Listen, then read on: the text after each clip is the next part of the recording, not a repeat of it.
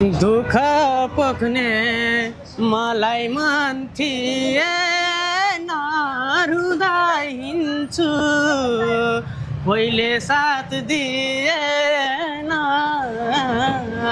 घाम डुब्यो छाया हरायो पवित्र दिल छ भन्थे सबै थोक मिल्छ भन्थे यही पापी सहरमा मेरो माया हरायो मलाई मन थिएन रुँदै हिँडे कोहीले साथ दिएन घाम डुब्यो छाया हरायो पवित्र दिल छ भन्थे सबै थोक मिल्छ भन्थे यही पापी सहरमा मेरो माया हरायो पवित्र दिल छ भन्थे सबै थोक मिल्छ भन्थे यही पापी सहरमा मेरो माया हरायो। नमस्कार, सम्पूर्णलाई हार्दिक स्वागत छ। म भेकराज थापा।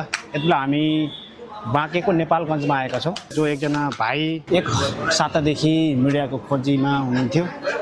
जाजरकोटबाट नेपालगञ्ज आफ्नो प्रतिभा प्रस्तुत गर्नको लागि उहाँ चाहिँ यसरी गाउँबाट चप्पल लगाएर झोला बोकेर नेपालगञ्ज आउनुभएको छ।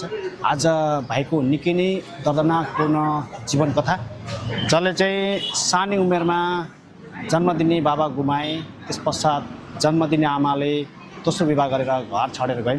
घरमा उनको बाबाको भूमिका खेल्ने कोही पनि थिएन। आज कुनै भाइसँग गरेको छोटो मिठो कुराकानी, भाइको यो मिठो प्रतिभा तपाईँमा प्रस्तुत गर्ने जमर्को गरिरहेका छौँ। भाइलाई धेरैभन्दा धेरै माया गरिदिनु होला। भाइको आवाज कस्तो छ, भाइको प्रतिभा कस्तो लाग्छ, जस्ताको तस्तै कमेन्टमा छोडिदिनु होला। म भाइसँग कुराकानी गर्छु। तपाईँको नाम चाहिँ? नमस्कार, मेरो नाम चाहिँ प्रेम विष्ट। प्रेम विष्ट कहाँदेखि आउनु भएको? ठेगाना चाहिँ जाजरकोट कुसे गाउँपालिका वडा नम्बर 5 कुसे गाउँपालिकाबाट आउनु भएको? खुर्पा भन्ने गाउँमा। अनि तपाईँ चाहिँ खास गरी किन आएको नि? अब पहिलेदेखि नै इच्छा चाहना गायक बन्ने सोचमै थिएँ।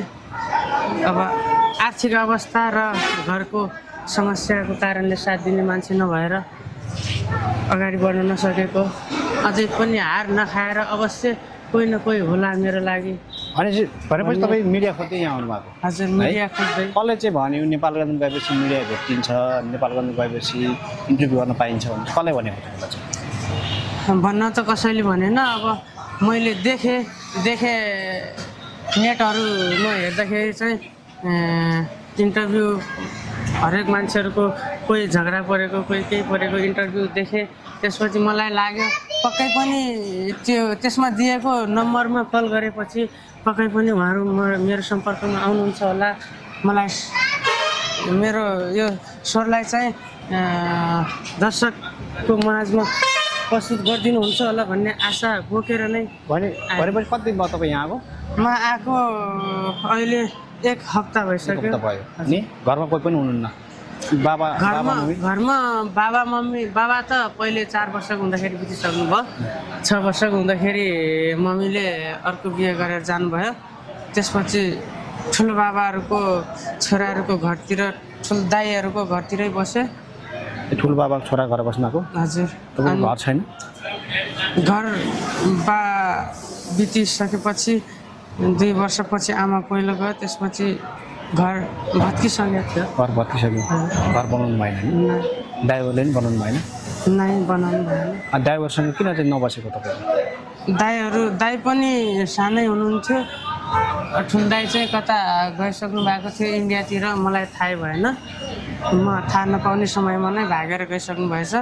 माइलो दाइ पनि सानै, दुवै भाइ चाहिँ त्यतै बस्थ्यौँ दाइहरूकै घरमा। ल त्यसो एउटा गीत गाइदिनुहोस्, अनि बाँकी फेरि कुराकानी उतातिर गरौँ ल। गाइदिनु एउटा। आमा तिम्रो दुधको भाराले छेक्छन् बाटा, आँसुका धाराले घाम डुब्यो छाया हरायो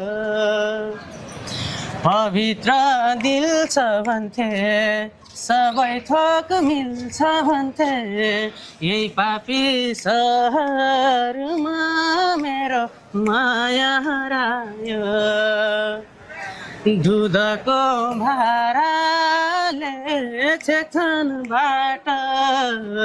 आँसुको धाराले घाम डुब्यो छाया हरायो पवित्र दिल छ भन्थे सबै थोक मिल्छ भन्थे यही पापी सहरमा मेरो माया हरायो पवित्र दिल छ भन्थे सबै थोक मिल्छ भन्थे यही पापी सहरमा मेरो माया हरायो ल पक्कै पनि भाइको पुरा भिडियो अर्को पार्टमा प्रस्तुत गर्नेछु भाइको माया हरायो रे सहरमा यो पापी सहरमा है गाउँबाट जति निस्वार्थ भावना बोकेर आए पनि सहरमा आएपछि जो कोही पनि स्वार्थी बन्छ रे यो सहरले स्वार्थी बनाउँछ रे जति गाउँघरमा मनकारी व्यक्ति भए पनि जति सहयोगी मन भए पनि